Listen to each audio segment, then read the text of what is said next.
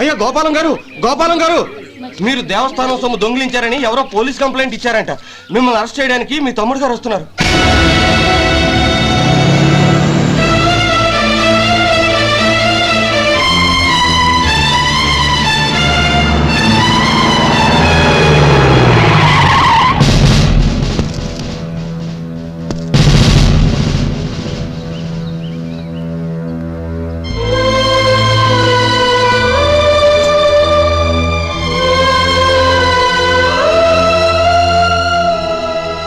చూడు గోపి, ఎప్పుడు నువ్వు ఉద్యోగంలో చేరావో అప్పుడే తనా పరానే తేడా మర్చిపోవాలి. నేరం చేసిన వాడు నీ తమ్ముడైనా అన్నైనా సరే శిక్షించాల్సిన బాధ్యత నీది. అదే నువ్వు నీ ఉద్యోగానికి ఇచ్చే గౌరవం.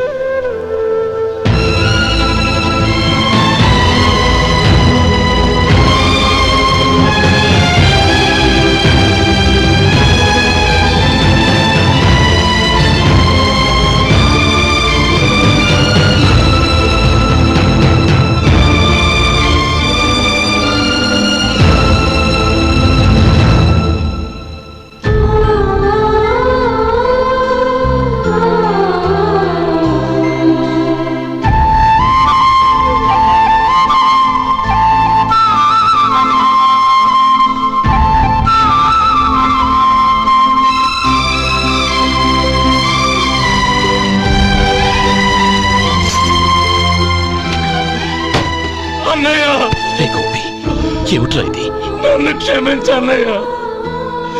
నేను కోరి ఉద్యోగుల చేరిన మాట నిజమే, కానీ ఇలాంటి పరిస్థితి ఎదురవుతుంది అనుకోలేదు. నా ఒంట్లో ప్రతి రక్త పట్టు నీ భిక్షనన్నయ్య.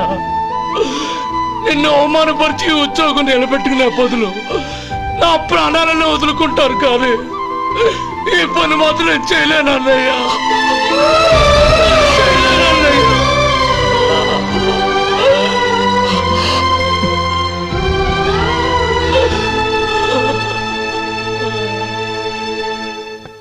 ఏరా, ఇన్నేళ్లు కష్టపడి సంపాదించిన ఉద్యోగానికి రాజీనామా చేస్తావా?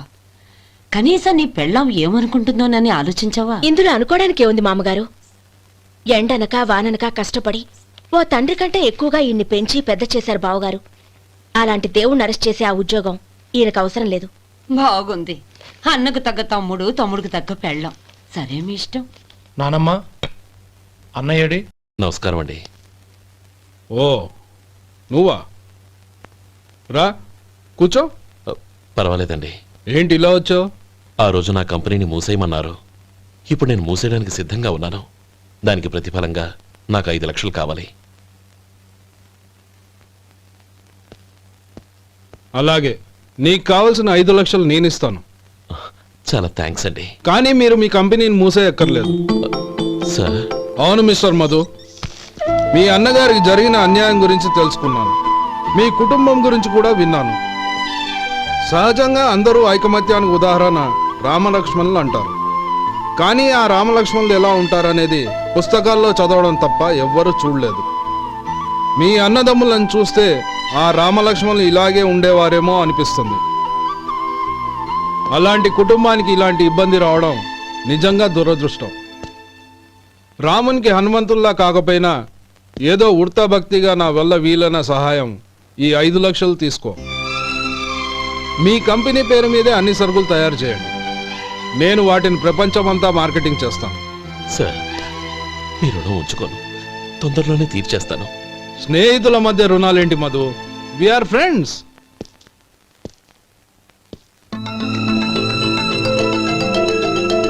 ఏంటే అక్కడ ఆగిపోయావు? రా. నువ్వు మీ అన్నయ్యని అరెస్ట్ చేయడానికి అట్టెళ్ళావు, ఆయన లొంగిపోవడానికి ఇటు వచ్చారు. అవును, యూనిఫామ్ చేత్తో పట్టుకొచ్చావేంటి? సార్, నేను రే, ఈ మాత్రం దానికే బెదిరిపోయి ఉద్యోగం వదులుకుంటావా? నువ్వు ఇలాంటివి ఎన్నో సమర్థవంతంగా ఎదుర్కోవాలి. నిన్ను నేను ఎస్పీగా చూడాలి. అది కాదన్నయ్య. ఇంకేం మాట్లాడకు. ఇన్స్పెక్టర్ గారు, నన్ను లాకప్లో పెట్టండి. ఆగండి సార్, ఆ డబ్బు ఎక్కడికి పోలేదు, నేనే తీసి జాగ్రత్త చేశాను. ఈ విషయం అన్నయ్యకి తెలియక బ్యాగులో డబ్బు కనబడకపోవడంతో అది పోయిందనుకున్నాడు. నే పట్నం నుంచి వచ్చేసరికి జరిగిన గొడవంతా తెలిసిందే. రే మధు, జరిగిన దానికి నన్ను క్షమించనయ్యా. ఇంటికి వెళ్ళాక అన్ని వివరంగా చెప్తాను. సార్, ఇదిగోండి 5 లక్షలు. ఇది కమిటీ వాళ్ళకి అప్పగించి ఈ కేసు కొట్టేయండి సార్. భలే వాడివయ్యా, తీసినప్పుడు ఒక మాట ఆయనతో చెప్పుండొచ్చుగా. అనవసరంగా పెద్ద ఆయన స్టేషన్ వరకు రప్పించావు. Sorry sir. అన్నయ్య, మీరు ఇంటికి వెళ్ళండి, నేను లెక్క అప్ప చెప్పేసి వస్తానండి. అలాగే. ఎలా దెబ్బ కొట్టాలన్నా కుదరటం లేదు. అయినా వీళ్ళకు ఉన్న పళ్ళంగా 5 లక్షలు ఎలా వచ్చాయి? అదే బావా, నాకు అర్థం కావటం లేదు. నీకు అర్థమైతే ఆశ్చర్యపడాలి కానీ అర్థం కాకపోతే ఆశ్చర్యమేముంది? Useless fellow.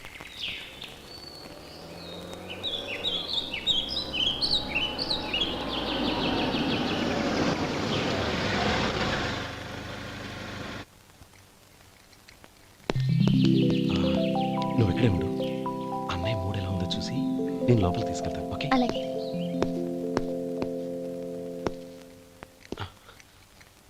అన్నయ్య, ఏంట్రా? నేను చాలా రోజుల నుంచి నీకు విషయం చెప్తున్నాను, గుర్తుందా? ఏ విషయం? అదే అన్నయ్య, నేను ఓ అమ్మాయిని ఓ అమ్మాయిని లవ్. ఓహో, లవ్ చేస్తున్నావా? ఆ విషయం నువ్వు నాకెప్పుడు చెప్పావురా? ఊళ్ళో అందరూ అనుకుంటుంటే నేను విన్నాను. సారీ అన్నయ్య, నీకు చాన్నాళ్ళుగా చెప్పాలనుకుంటున్నాను కదా, అందువల్ల చెప్పేశానేమో అనుకున్నాను. ఓహో, ఆ అమ్మాయి వచ్చిందన్నయ్య, బయట నిలబడి ఉంది. బయట నిలబెట్టడం ఏమిట్రా? లోపలికి తీసుకురా. అలాగే అన్నయ్య. ఏయ్, అన్నయ్య మంచి మూడ్లో ఉన్నాడు, రా. కమ్.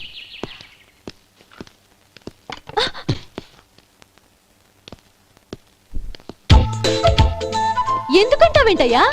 ఆ అన్నయ్య మాట వినగానే మీ డాక్టర్ గడగడ వణికిపోతాడు. అసలు డాక్టర్ చదివే తమ్ముడిని అలా భయపెట్టచ్చా? తప్పు కదా? తప్పేనండి. ఆ, నమస్కారం మేడం. నమస్కారం. అదేంట్రా, మనిషో పక్కనుంటే నమస్కారం ఇంకో పక్కన ఉంది? అది మర్యాద అన్నయ్య, మర్యాద. ఆహా, అవును, నీ పేరేంటమ్మా? నందిని. ఆ నందిని. నందిని అన్నయ్య. ఏ, ఆ మొక్క తను చెప్పలేదా? పెద్దలంటే మహాగౌరవం అన్నయ్య, మేమిద్దరం ఇంత క్లోజ్ ఫ్రెండ్స్ కదా, ఆయన నాతో కూడా ఎక్కువ మాట్లాడదు ఓహో, కదా. నాకు మీ డాక్టర్కి పెళ్ళవని అప్పుడు అన్నయ్య సంగతి చెప్తాను. ఏం చేస్తారండి? ఏం చేస్తానా? సంవత్సరం తిరగకుండానే కవల పిల్లల్ని కని వాళ్ళ అన్నయ్య చేతిలో పెడతాను. వాళ్ళకి 5 సంవత్సరాలు వచ్చేసరికి ఆయన్ని బాగా ముట్టిగలేస్తారు. అవును, అమ్మాయి మోహం చూడకుండా నిర్ణయం ఎలా తీసుకోనరా? తలెత్తు.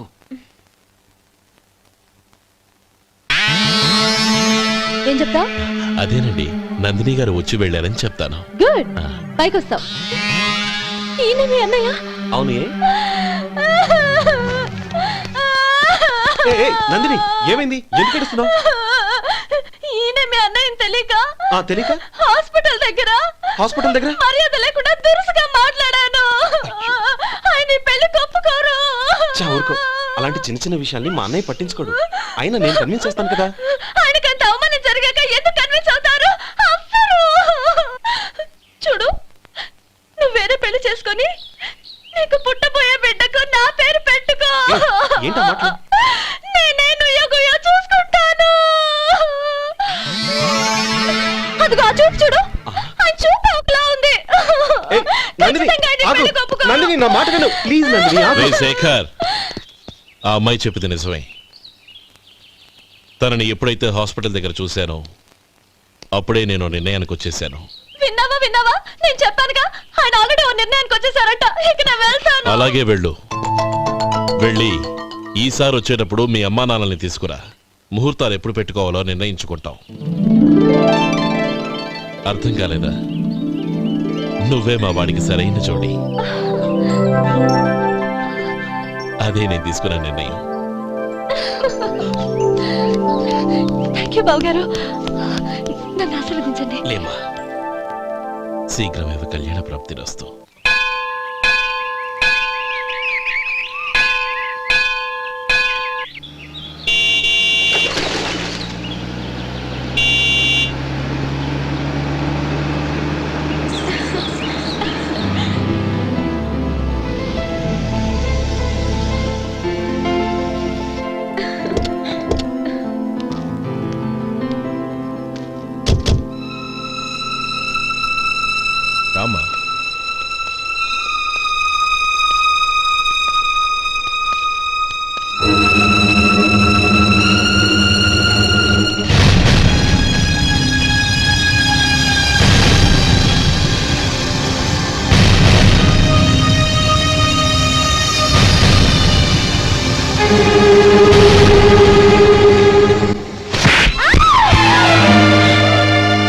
పరువు తీసావు కదే.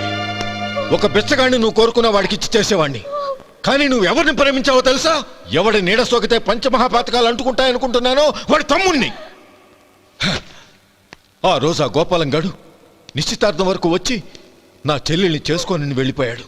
ఆ ఆవేశంలో తొందరపడి ఓ పొరుగురు వాడికి నా చెల్లెల్నిచ్చి పెళ్లి చేశాను. ఆ తర్వాత తెలిసింది వాడికి అంతకుముందే పెళ్లి అయిపోయిందని. వాడు పెళ్ళైన వాడైనా పర్వాలేదు, పరమ దుర్మార్గుడు. ఇంకొకరిని ప్రేమించిన దానివేగా అని దెప్పి పొడుస్తూ నా చెల్లెలికి మాటలతోనే నరకం చూపించాడు. అటు ప్రేమించిన వాడు దగా చేశాడు, ఇటు చేసుకున్నవాడు కిరాతకుడు. ఇలా చిత్రవధ అనుభవించి నా చెల్లెలు ఒకరోజు స్టవ్ పేలిపోయి చనిపోయింది. దీనికంతటికి కారణం ఎవరు? వాడు అన్న.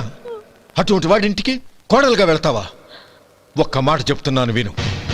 నువ్వు జీవితాంతం పెళ్లి చేసుకోకుండా ఇంట్లో పడినా పర్వాలేదు, కానీ వాడి తమ్ముడితో మాత్రం నీ పెళ్లి జరగదు. రేయ్, పురోహితుని రమ్మని చెప్పు. వచ్చే ముహూర్తంలోనే నీకు నందినికి పెళ్లి.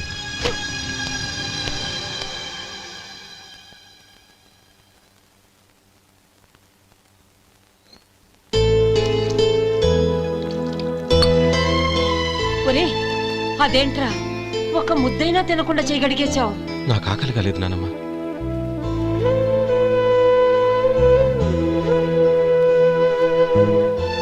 ఆ అమ్మాయి చాలా మంచిది, చదువుకున్న పిల్ల, మనందరికీ బాగా నచ్చింది. కానీ ఆ లక్ష్మీపతి గారి గురించి ఆలోచిస్తేనే నాకు భయం వేస్తోంది. వాడు మన కుటుంబం ఎప్పుడెప్పుడు విడిపోతుందా అని ఎదురు చూస్తున్నాడు. అన్నయ్య, ఆ అమ్మాయే కాదు, ఈ ప్రపంచంలో మన కుటుంబం కంటే నాకేది ఎక్కువ కాదు. ఆ పెళ్లి గురించి నేను మర్చిపోయాను, మీరు మర్చిపోండి.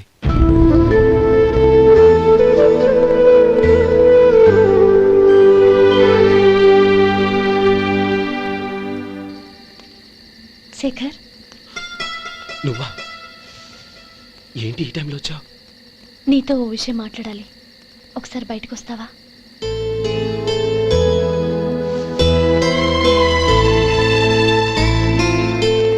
ఏంటి సూట్ కేసుతో వచ్చావు?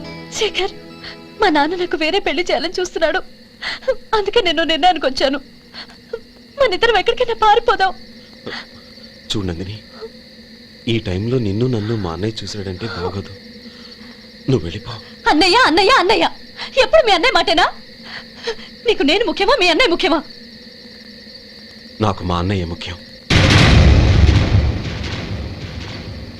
శేఖర్, నీ గుండెల మీద చేయి వేసుకొని చెప్పు, నన్ను మర్చిపోయిన సుఖంగా ఉండగలవా? అది నాకు తెలియదు, కానీ మా అన్నయ్యకు తలవంపులు తెచ్చి ఖచ్చితంగా నేను మనశ్శాంతితో ఉండలేను.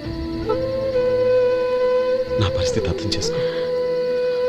దయచేసి మీ నాన్న చూసిన సంబంధం చేసుకుని సుఖంగా ఉంటుంది. చాలా టైం అయింది, ఇంకా బయలుదేరు. నన్ను క్షమించు.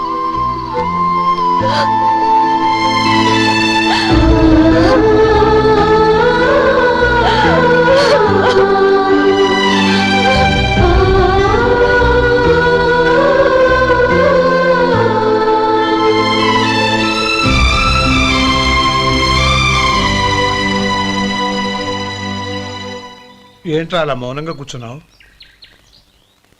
ఏం లేదురా, కోరుకున్న అమ్మాయి రా పారిపోదామని వస్తే మా అన్నయ్య బాధపడే పనేది నేను చెయ్యలేను. నన్ను క్షమించని ఆ అమ్మాయిని పంపించేసేట్రా నా తమ్ముడు. అదిరా వాడికి నా మీద ఉన్న అభిమానం. ఇంతవరకు వాడు అడిగింది ఏదీ నేను లేదని లేదు. ఒక అన్నగా వాడి పట్ల నా బాధ్యతలన్నీ నెరవేర్చాను. అలాంటిది ఈరోజు వాడు మనసారా కోరుకున్న అమ్మాయిని వద్దని నేను ఎలా చెప్పగలనురా? వాడి సంతోషం కంటే నాకు కావాల్సిందే ఉంది.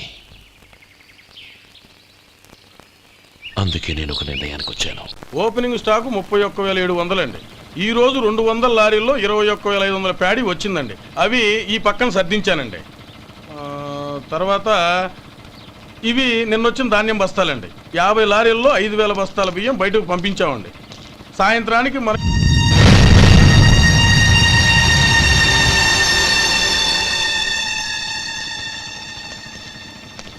వీడెందుకు వచ్చాడు ఇక్కడికి? నమస్కారం. ఎందుకు వచ్చాడో అడుగు. నీ సహాయం అర్థించొచ్చాను.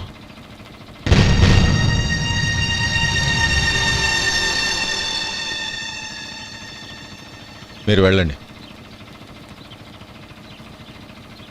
ఆ రోజు నీ చెల్లెల్ని నేను చేసుకోనన్నాను. ఏ పరిస్థితిలో అలా అన్నానో నీకు తెలుసు. నేను చేసింది తప్పని నీకు అనిపిస్తే ఆ తప్పుకి నా తమ్ముడిని శిక్షించద్దు.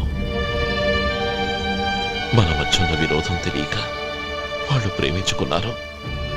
నేను నా తమ్ముడికి నీ కూతుర్ని మని అడగడానికి వచ్చాను. దయచేసి వాళ్ళ పెళ్లికి అంగీకరించు. నీ మొహం చూస్తేనే పాపమని సొంత ఊరినే వదిలేసి వచ్చిన వాణ్ణి. అలాంటి నేను నీ ఇంటికి నా బిడ్డనివ్వాలా?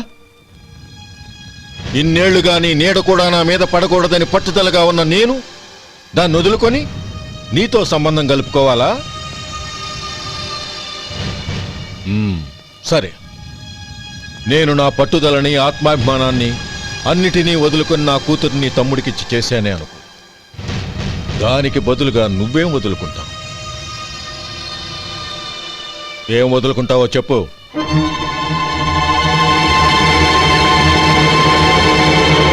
నీ ప్రాణాలు వదులుకుంటావా? అలాగే. నీ ప్రాణం వదిలితే నాకేంట్రా లాభం? నువ్వు దేని మీదైతే ప్రాణాలు పెట్టుకున్నావో దాన్ని వదిలే. నీ తమ్ముళ్ళ మీదగా నువ్వు ప్రాణాలు పెట్టుకున్నావు. ఆ తమ్ముళ్లను వదిలే. అన్న అనే బంధానికి నువ్వు నీళ్లు వదిలేయాలి. ఎప్పుడు నీ తమ్ముడు నా కూతురి మెళ్ళలో తాళి కడతాడో అప్పుడే నీకు నీ తమ్ముళ్లకు ఉన్న అనుబంధం తెగిపోవాలి. నీ తమ్ముడు నా కూతురి మెళ్ళలో తాళి కట్టడానికి ముందే నువ్వు శాశ్వతంగా ఈ ఊరొదిలి వెళ్ళిపోవాలి. వీటన్నిటికీ నువ్వు అంగీకరిస్తేనే ఈ పెళ్లికి నేను అంగీకరిస్తాను.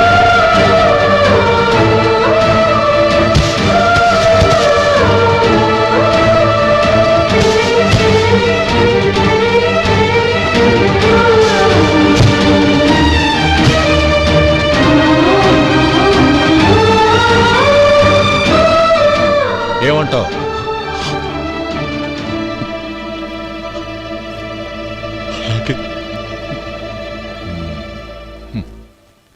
ప్రమాణం చేయి.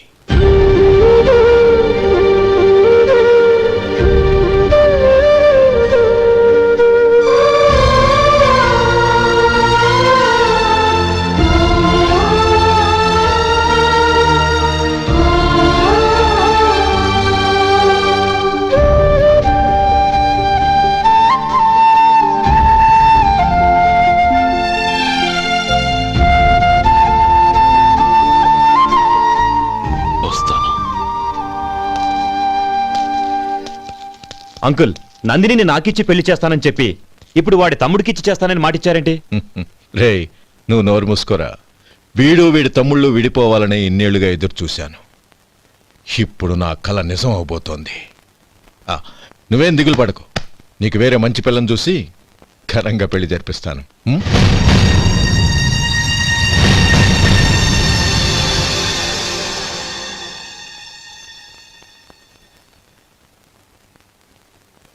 శేఖర్, మధు, నానమ్మా, రే, నువ్వు చాలా అదృష్టవంతుడివిరా. లక్ష్మీపతిని కలిశాను. పాప అనవసరంగా వాడిని అపార్థం చేసుకున్నావురా.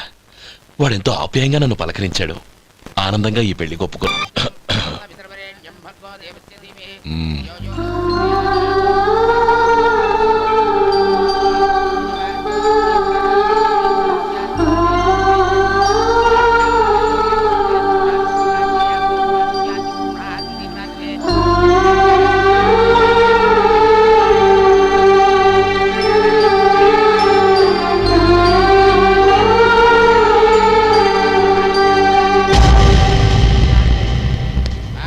రే గోపాలం, రే రే, మమ్మల్ని అందరినీ వదిలేసి వెళ్ళిపోతున్నావురా?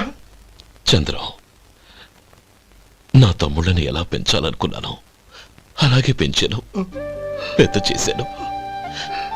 వాళ్ళందరూ సుఖంగా ఉన్నారు. అంతకంటే నాకు కావాల్సిందే ఉందిరా. అయినా నేనెక్కడికి వెళ్తానురా? వాళ్ళ ఆనందంలో ఐకమత్యంలో నేను ఎప్పుడు ఉంటాను. రేయ్, ఏడవకు. ఎవరైనా చూస్తే బాగోదు. కళ్ళు తుడుచుకో. లోపలికి వెళ్ళు.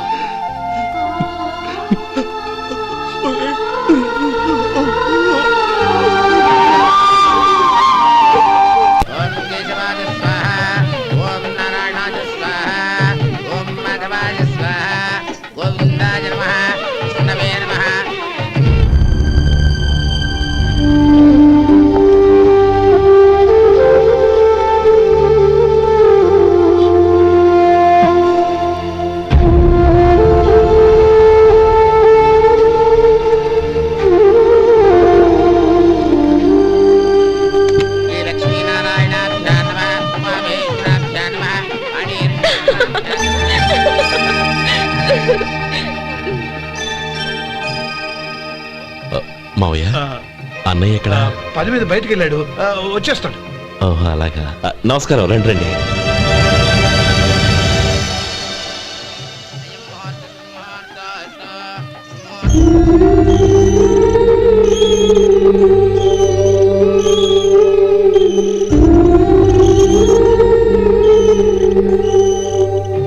చంద్రం, గోపాలం ఎడ్రా ఎక్కడా కనపడడం లేదు.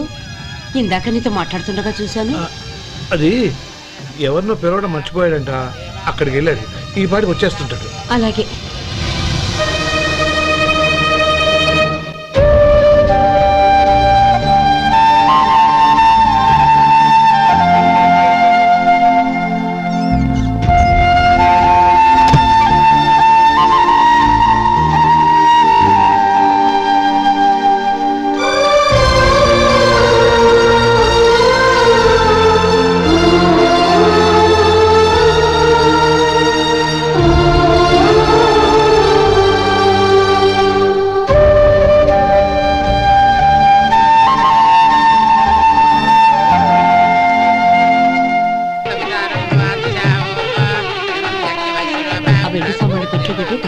అలాగే.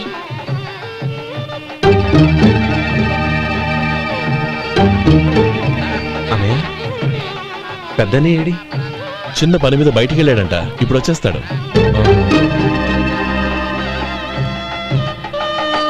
భజంత్రీలు భజంత్రీలు బాబు, తాడిబొట్టు అందుకోండి. ఆపండి.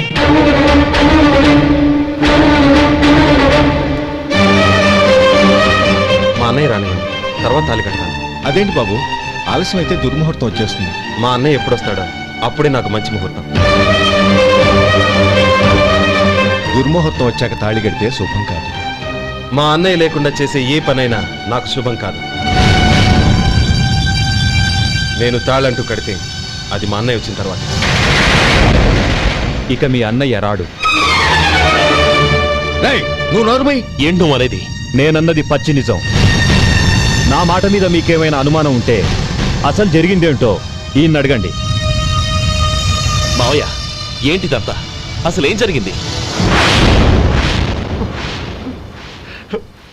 మీరందరూ నన్ను క్షమించండి.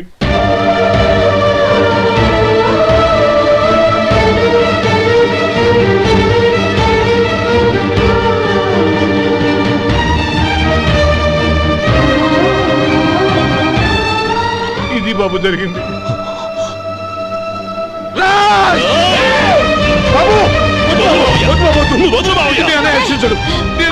అర్థం చేసుకోండి. ఏదైనా గొడవ అయితే మన కుటుంబం గౌరవం ఏమవుతుంది? నా మాట వినండి. ఎంత ఘోరం చేసావు నాన్న. అన్నగారు లేకుండా ఆయనకి జీవితం లేదు, ఆయన లేకుండా నా బతుకి అర్థం లేదు. మా పెళ్లి పేరుతో ఆ దేవుణ్ణి అలా శిక్షించడానికి అసలు నీకు మనసు ఎలా వచ్చింది? అది కాదమ్మా. అంతకంటే నాకు ఇంత విషయం ఇచ్చి చంపడొచ్చుగా.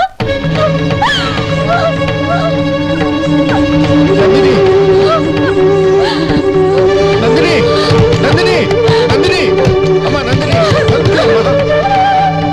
నా మాట వినమ్మా. నందిని, ఎందుకే బాధపడతావు? వాడు కట్టుకోకపోతేనే నిన్ను చేసుకోవడానికి నేనున్నానుగా.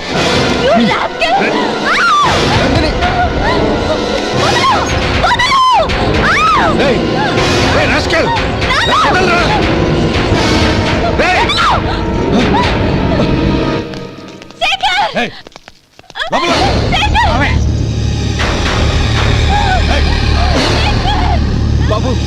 బాబు నా మేనల్ని నా బిడ్డని ఎత్తుకుపోతున్నాడు. నా జీవితం నాశనం అయిపోతుంది. మీకు దండం పెడతాను, దాన్ని కాపాడండి. చిచ్చి, నీలాంటి వాడికి పుట్టిన దాంతో మాకేమిటి సంబంధం? ఎవరిని కాపాడాల్సిన అవసరం మాకు లేదు. ఒరేయ్ శేఖర్, తప్పురా.